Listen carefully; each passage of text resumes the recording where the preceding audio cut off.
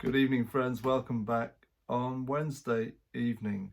Day of transition for the world.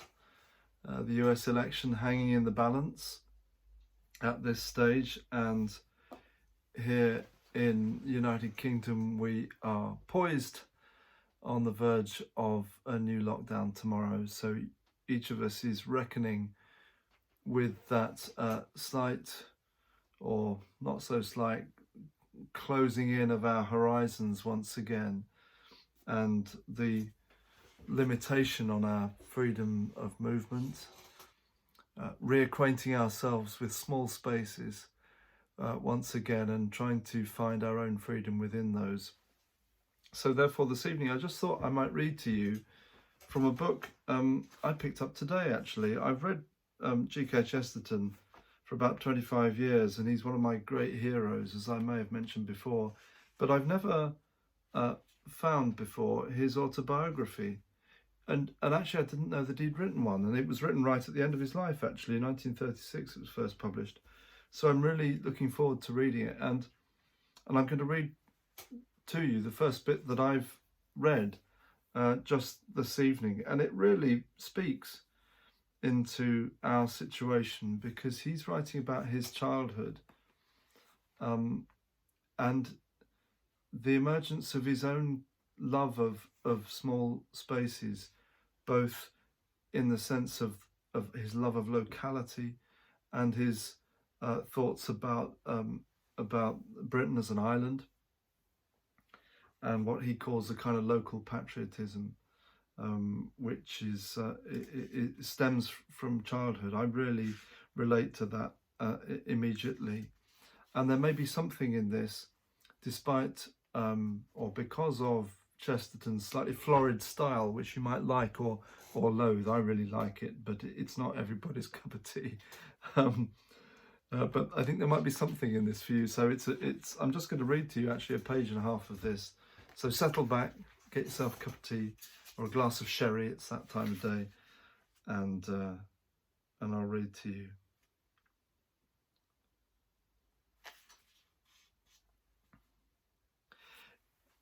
It's plain on the face of the facts that a child is positively in love with limits.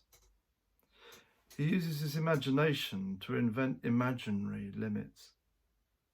The nurse and the governess have never told him, this is back in the days when people had nurses and governesses, have never told him that it's his moral duty to step on alternate paving stones. He deliberately deprives this world of half of its paving stones in order to exult in a challenge that he has offered to himself. I played that kind of game with myself all over the mats and boards and carpets of the house, and at the risk of being detained during His Majesty's pleasure, I will admit that I often play it still. In that sense, I have constantly tried to cut down the actual space at my disposal, to divide and subdivide into these happy prisons the house in which I was quite free to run wild. And I believe that there is in this psychological freak a truth without which the whole modern world is missing its main opportunity. If we look at the favourite nursery romances, or at least if we have the patience to look at them twice, we shall find that they really all support this view, even when they have largely been accepted as supporting the opposite. The charm of Robinson Crusoe is not in the fact that he could find his way to a remote island, but in the fact he could not find any way of getting away from it. It's the fact which gives an intensive interest and excitement to all the things that he had with him on the island: the axe, the parrot, the guns, and the little hoard of grain. The tale of Treasure Island is not the record of a vague desire to go on a sea voyage for one's health. It ends where it began, and it began with Stevenson drawing a map of the island, with all its bays and capes cut out as clearly as fretwork. And the eternal interest of the Noah's Ark, considered as a toy, consists in its complete suggestion of compactness and isolation, of creatures so comically remote and fantastic being all locked up in one box, as if Noah had been told to pack up the sun and moon with his luggage. In other words, It's exactly the same game that I've played myself by piling all the things I wanted on a sofa and imagining that the carpet around me was the surrounding sea.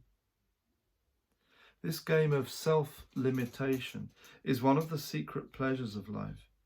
As it says in the little manuals about such sports, the game is played in several forms. One very good way of playing it is to look at the nearest bookcase and wonder whether you would find sufficient entertainment in that chance collection, even if you had no other books.